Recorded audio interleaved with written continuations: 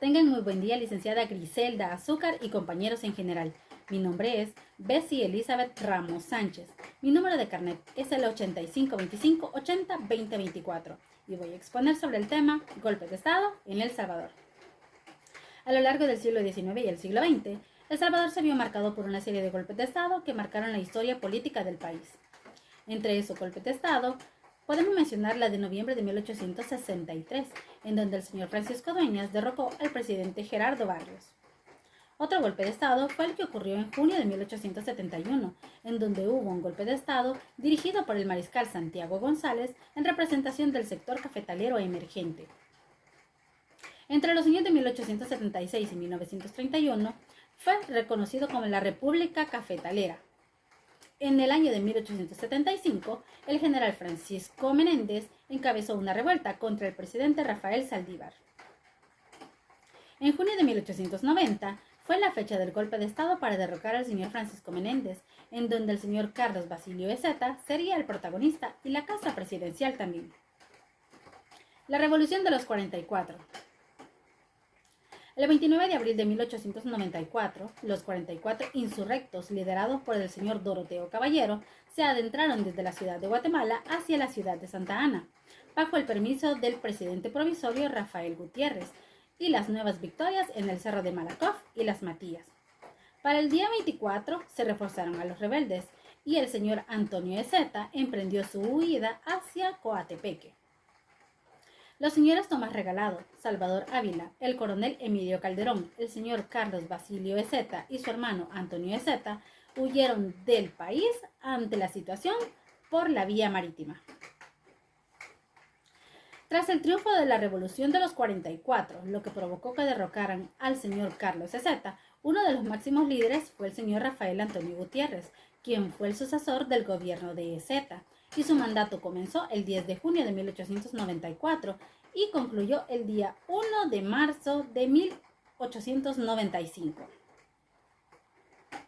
Entre los años de 1931 y 1979 fue conocida como la época del militarismo, en donde se dieron los golpes de Estado más reconocidos del país.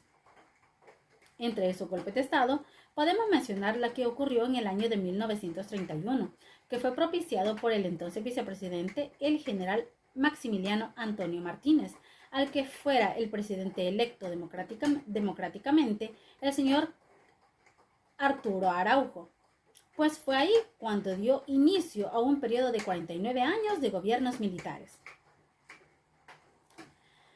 El señor Salvador Castaneda Castro tomó posesión de su cargo el día 1 de marzo de 1945 por un periodo de 6 años, como lo demandaba la Constitución vigente.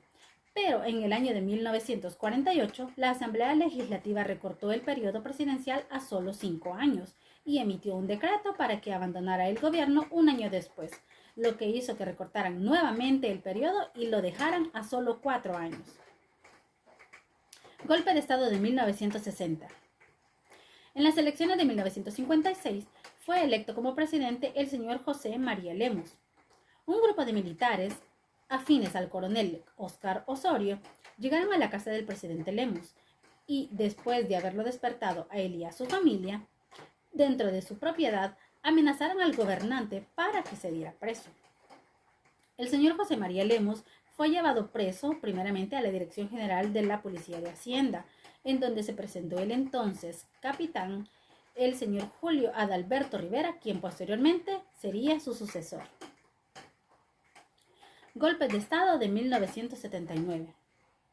El general Carlos Humberto Romero, el cual fue una acción militar y ocurrió el día 15 de octubre de 1979, encabezado por un grupo de jóvenes militares, lo que provocó que se derrocara sin sangre al presidente militar Carlos Humberto Romero.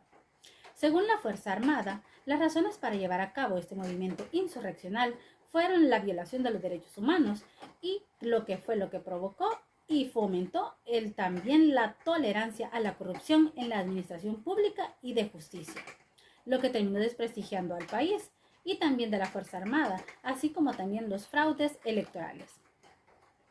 La coyuntura abierta después de octubre de 1979, que fue cualitativamente distinta a las anteriores, pues se cerró una fase de la historia política del país y se abrió otra, que fue marcada por la emergencia del Frente Farabundo Martí para la Liberación Nacional, la cual fue como el principal polo opositor para el estallido de una guerra civil en la que se confrontaron el proyecto insurreccional y el proyecto gubernamental.